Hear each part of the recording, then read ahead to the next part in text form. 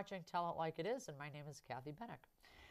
Today's show is one of the series on candidates who are seeking office in Bedford at the 2014 town election, which I hope you all know is on Tuesday, March the 11th.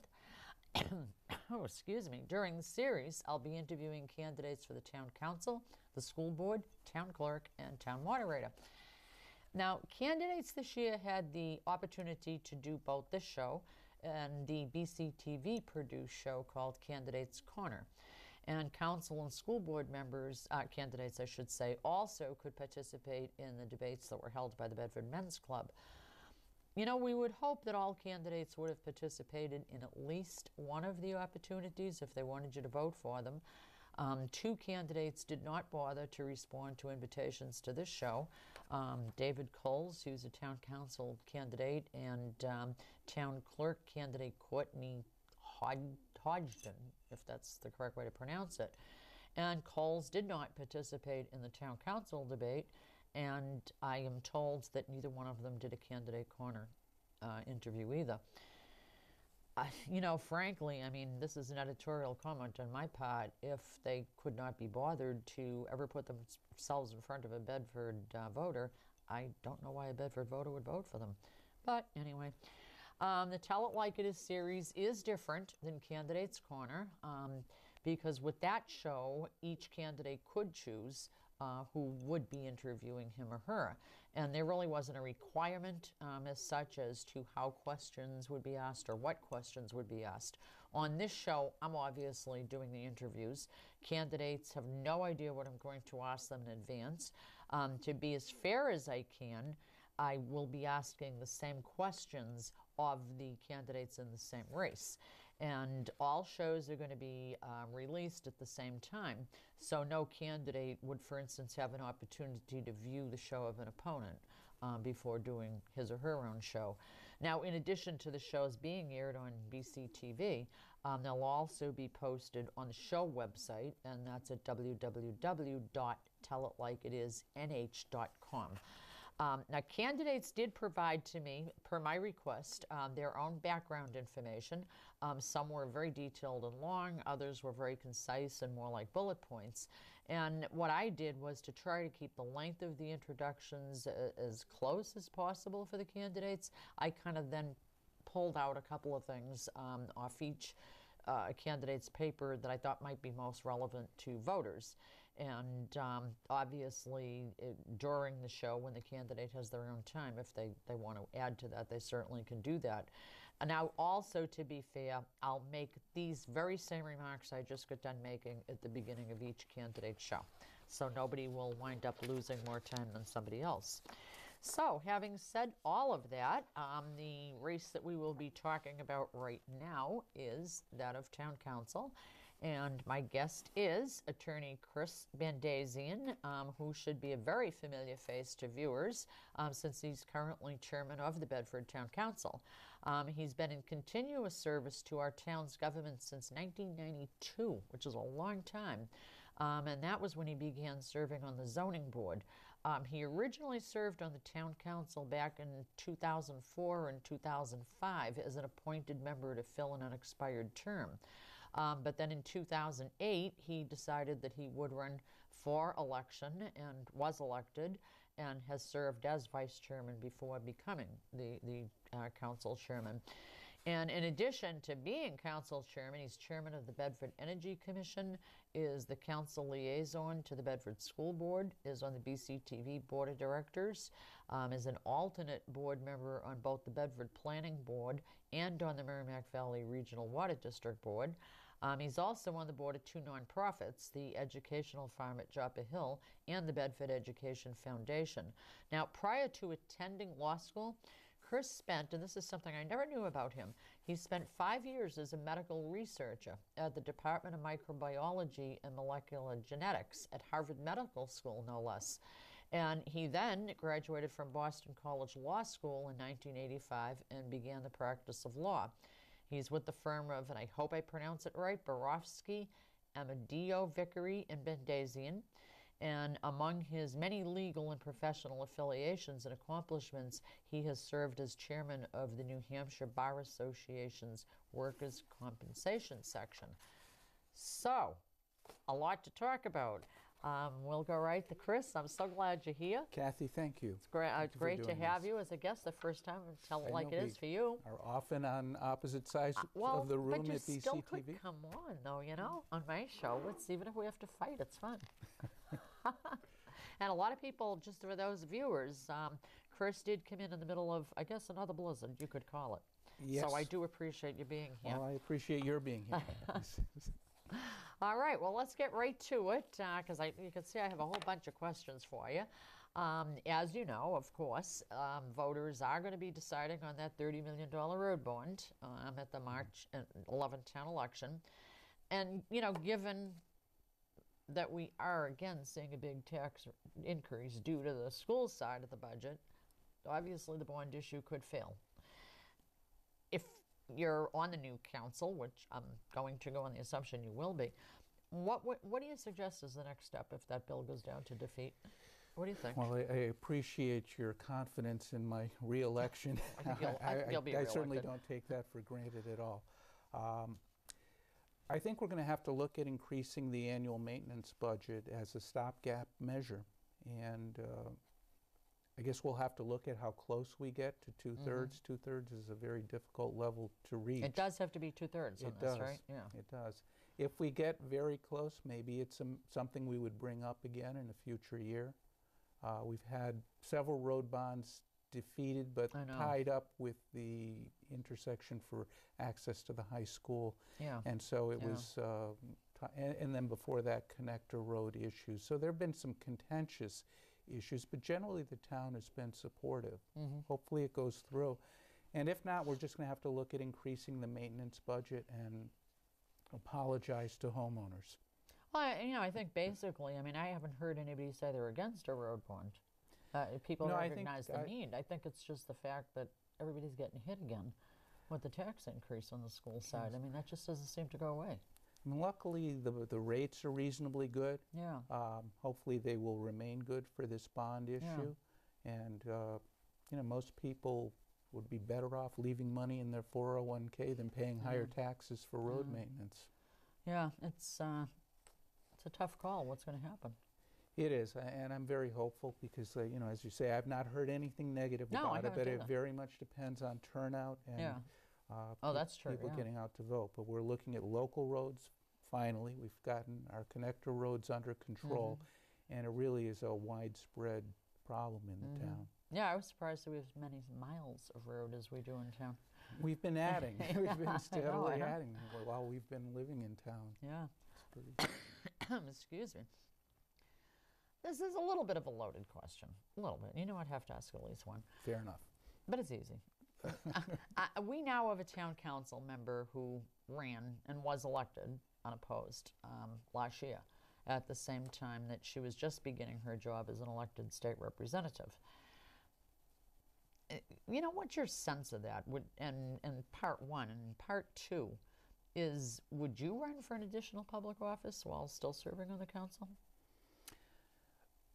Personally, I would not be allowed back in my house if I did that. I can tell you that for sure. It's very challenging to attempt to do both. The legislature is only in session for half the year, and so if you have decent attendance, it's very demanding at a time when at the town council level we are in the thick of a budgetary process and bonds like this year. So very challenging, and certainly not something I would be up to. Well, I think, too, both jobs demand a certain amount of a learning curve happening. You know, you can't just walk in the door and know everything you have to do. I mean, that's impossible. I think the leadership tells their newly elected people up at the state level to keep quiet for the first year and not make bills. So I think they at least have an opportunity to gradually acclimate themselves. At the town council level, you got to hit the ground running. Yeah, you're jumping right into the fire, to go to bed. You know.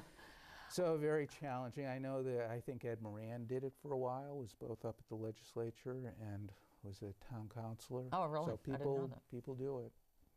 But Interesting. Now, obviously, again, something you obviously know is that the Bedford voters in the March election are also going to vote on a bond issue to fund the construction and equipment of an additional fire station on South River Road. Again, another one that could possibly fail due to the tax increase, again, coming from the school side. So I guess, you know, without, well, I mean, I'm not trying to put you on the spot because I'm not really sure if you've ever voiced, you know, at a council meeting, if you were absolutely, totally convinced, obviously we know there's a need, but if you were totally convinced that that was the only solution, or if the bill goes down in defeat, can another solution be found to answer what the shortfalls are right now? I think the answer is probably a penny wise and dollar foolish answer, because we don't have space at the safety complex for a third ambulance. We've been living with 2 ambulances for 20 years. We know it's not adequate for the service we have to provide now. We're losing calls to mutual aid, which is both a loss of revenue, but more important, a public safety issue for us. And we've got a burgeoning South River Road commercial district. So the demand will only increase. We are in the stages of negotiating, the final stages of negotiating for a piece of property that's strategically located. It's conceivable that the town could scale back the project. It still, I'm sure, would be a couple of $1 million anyway to do a very scaled back project. Milford has done an ambulance station only that is newly completed. Now, would that be potential? That's got a cost of about $2.2 million, and the problem is when you shrink the footprint, you still have to put all the infrastructure into the building. And so instead of being a $200 per square foot building, which we're, I think, looking at, it's a $300 per square foot building. So you don't really gain much by cutting that corner, and you certainly face further expenses down the road. So no good alternatives there. That is the only alternative. Or what? Other than limping along the way we are, and where we just lost an ambulance and are down to one. That's tough. It's really I wouldn't say crisis, because they're able to go out on fire trucks and provide emergency aid. But if you had simultaneous calls where somebody needed transportation to people, it's not a good situation to be in. No, I know. But again, you know, because of that school budget, I truly believe the town side of things has suffered. And that's just my opinion. I don't even expect you to agree or not agree. And kind of on the same line, by regional and national standards, we know that we don't have the recommended number of police officers in Bedford. And that has been a situation that has existed for a long time. How are you with that? I mean, I know this year that the council did get 2 positions back in there that had not been filled as a start. But, you know, as far as the rest of it goes, you know, how do you feel on all this? Well, we can't forget, as we've been through the deepest economic downturn since the Great Depression. And unfortunately, that meant to keep taxes where we kept them on the town side. We allowed some police positions to be lost due to attrition, and we're only getting back to where we were in 2008. So I do think we have a ways to go. It's also a matter of having space in the safety complex. If you've been there, it's crowded. It's kind of crowded to a silly degree. We have our telephone system for the entire town in what must have been a janitor's closet in a bathroom. It's that bad. So we're also going to have a space constraint, and that's another benefit of having this South River Road emergency substation, because there would be places for whatever the police department could put to use, whether it's storage or an office. I don't necessarily think we need a satellite police station. Would it allow them to have a little more space in the existing safety complex? Yes. So that's a thought too. We're constrained on space, personnel, You think we're over the worst of it, though, that now we can start looking at getting the department beefed up?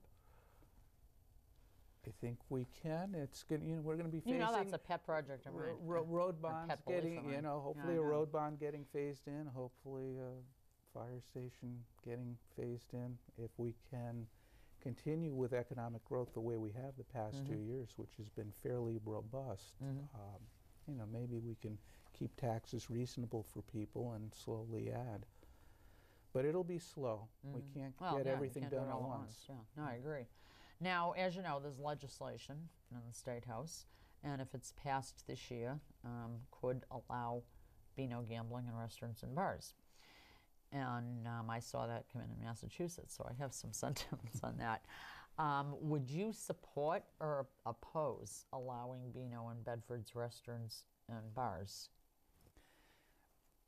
I think from a personal, and I would only answer personally, not as a politician, I think the availability of gambling is just too widespread in basically any venue on your smartphone, on your computer. Everywhere you go, gambling is available. It is, in my opinion, not a responsible thing to do. Now, what if the state said, but if you do it, we're going to give you a lot of money because we decided any city or town that's a host is going to get buckaroos? Would that change thinking? I'd have to look at that and see what the revenue is going to be and what we could do with it. Well, I mean, I saw it come in Massachusetts in restaurants and such and places that we used to go to and really enjoy. It didn't take too long before we weren't interested in going to them anymore. Well, it may change the clientele. It did, very much so. Changed the restaurants because they were closing dining rooms to have a whole room full of Beano machines, so, yeah, it wasn't. I think we've come a long way with our local dining here in Bedford, and I think we've got definitely a very strong collection of restaurants. I would hate to see. Yeah, well, I can't imagine the higher tone ones going to Beano, but a lot of the others would. Oh, well, now there's also a current plan for the council that was kind of a course of destruction over the discussion, I should say. Maybe it was okay, destruction. We'll see where your question goes. To review, I think only one council was really pushing it, to review the town charter to determine if possible amendments or revision are needed. And I kind of think I remember what your comments were at the time. Do you regard this as the efficient use of council time in the coming months? It is not a project that I would invest my own time in because I think there are many more important things to do. One thing that we have discussed is trying to move the town manager out of economic development. That could be done this way. And in fact, we looked at it when Jesse was hired. My personal feeling at the time was you need your town manager to be serving the town for more than a year before you attempt to make that kind of change. Sure. But I'm not a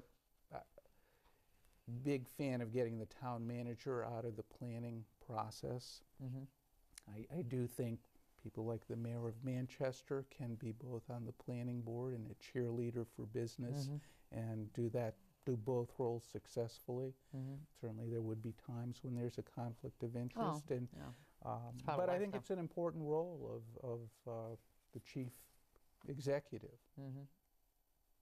So we'll see where that goes. But personally, I don't see any great urgency. I think the town government works well. Well, I don't think there's any citizen outcry for it. Not that I've heard or seen. No, there hasn't been. Yeah. Now, when is the new town manager will be starting very soon? March 5th. March 5th. Okay. I met him the other day. He was here. He was at the council meeting, and I think it was the same night because I was here doing an interview, not for this series, and he was kind of getting a good look around at BCTV, and Bill was giving him the grand tour just as I was finishing up a show. Not surprised. Yeah, it was kind of fun to meet him. He seems like a nice guy. He is a nice guy. Yeah, I seemed it. And Very he widely stayed for the whole experienced. council meeting, right? I think. Well, we took our recess and he left. He was not feeling well that night. So. Oh, yeah, because he was. I mean, the whole time I was there, I could see him sitting over on the side. kind of get a little so sense. he's taking it in, and you know, we have things that are available, downloadable, or on demand. So he's been watching. Yeah, I told him to watch my shows too. You knew I'd do that, right? Oh, I mean, it doesn't surprise me. Oh yeah, I was. But no, he seemed Usual like reserved self, I'm sure. no, well, Bill actually told me I was a little too exuberant, but I don't know. I was just being normal in my eyes. Anyhow, a hot issue right now before the zoning board is a proposal to build a new gas station on Route 101 at the intersection of Hardy Road. And to my knowledge, it's a gas station that's of a chain known to offer lower prices to folks. Obviously, there's some neighborhood people opposing loudly. And I have read that the owner of a different gas station, existing gas station on 101, obviously is not happy that he's going to have some new competition. What are your thoughts? I'm going to not as far let you know that I have a conflict of interest on that issue because my firm represents the owner of the other station. Oh, okay. So okay. But are you allowed to say something to the effect of, would it be a bad thing for Bedford to have another gas station? I guess I'm not trying to wiggle it out of you. I honestly don't know. That's why I asked her. If it was in a different location. Yeah, you have to say so that, yeah. A different hypothetical? No, because, well, for me, I work in Manchester. I purchase my gasoline in Manchester. You probably pass a few over on the way over, right. yeah. I save a little money by doing that. Yeah. Because I think when we lost the Stop and Shop gas station, that was disappointing to a lot of people, especially if you were a customer of Stop and Shop and had those little discounts there all the time.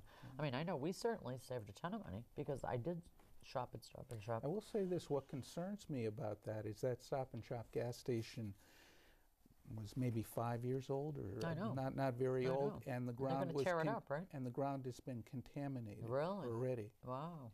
And it just strikes me that with all of the engineering and safeguards that are available these days, they still can't guarantee. So is that going to wind up in a big legal mess? I think it is contained enough that it can be abated and not create a big legal mess. Did that get discovered before they moved out? I know Rick Sawyer just brought it to our attention when he brought to the planning board's attention that the station was going to be closed down. So I think it's fairly recent. Yeah, because didn't I read in the paper they're going to tear the whole thing down, right? Yes. Yeah. So it concerns me to have a gas station on the edge of a wetland. Yeah, which the one on 101 would be. But is the existing one on a wetland too, or not? It probably is surrounded by. That's how they did things in the old days. Everything's woodsy up there. Right. Yeah, for sure. Well, we're down to 5. We're not doing bad at all. I guess what I'd ask you is what you think is going to be the most important thing or challenge for the council in 2014, and do you yourself have like what you'd say a personal burning issue? And with that, you can wind down the clock talking about whatever you want and telling people why they need to reelect you. Well, we've mentioned road bond, we've mentioned safety substation. I think both of those are important. I think personally my own mission would be to get our new town manager integrated and up and running and knowledgeable as quickly and successfully as possible. And if you ask what my personal mission is, that's a strong personal mission to make sure that is successful. We have had since 2011 3 different town managers and large gaps in between, and our staff has done well, the council has done well, our interims have done well, but I think it would take very little to get us off course. So that's a pretty important thing that I'm invested in. I think the other concern I have are external forces, economics, whether it's state passing down more retirement bills or cutting back on funding, or You know, you mentioned school district. They've got their own concerns, but that is pressure on our budget too. Of course. So there are those external factors. Throw in natural gas prices, electricity prices, all of those things are very volatile. I think if it was simply left up to us, we're a pretty stable group, I think, with level heads and a good plan. But there are too many external factors that come into play. Well, I think people appreciated the fact that the council did, I think, do all due diligence, you know, going through all of the budget items this year and asking questions and making suggestions and doing all the things that the council should have done. And I think that any fury that's happening is being aimed more at the school side, not at the town side. And not from what I'm hearing anyway, you know. Well, you know, our debt would be the casualty, the bond debt. So I don't, hopefully that's not where people cut, because it only increases in cost. Well, you actually have almost 2 minutes to tell people why they need to vote for you, get you back in there. Thank you. Well, as I've mentioned, I think this is a critical time where we have a new town manager coming in, and we've had turnover in that position. Councillor Dermody is stepping down, so we're losing 6 years of institutional memory that he has. And, you know, my tenure, I think, in some respects, goes back farther than almost everybody's, at least in terms of the land use part of it, all the way back to 1992. And I think with all of that turnover, there hasn't been turmoil. We've been a very productive group, but it's time to move forward and have a town manager solidly ensconced and committed to being in the community for a long time, and to move forward. So I think I bring that continuity and that stability. We have been a good group working together. I think it's very important to maintain that atmosphere. I can tell you it has not always been that way since I've been on the council. Yeah, I remember. And, I remember. There was some volatile times. Certainly there have been. And I don't think that is a good image for the council. It's not a good image for the town. It's not a productive way for the council to conduct its business. So I think, you know, there's 7 people working together. It's not Chris Bandazian that keeps the council working together. You need 6 other people who are willing to do that. But I do think that I have the ability to kind of keep the ball moving. We've certainly had to do that this year with a gap in town manager. So yeah, I don't think anybody saw that coming, obviously. No, we certainly didn't. Yeah. Well, you know, one can't hurry or delay love too, you know. And we know there was that factor in there too. Listen, I'm very happy for Jessie. Yeah, me too, yeah. You know, and in spite of not being here very long, we got a lot of things done. Yeah, she was a firecracker. Yeah. Well, we did work out the time. We are all zeros. We are on zeros. So I want to thank you so much. Wish you the best of luck in the upcoming campaign, and I suspect we will still see you sitting on the council table. I hope so. So thanks for coming. Thank you. And thank you for watching the show. We will keep going till we've got all the candidates in. And please watch it again so you can listen to everything everybody has to say.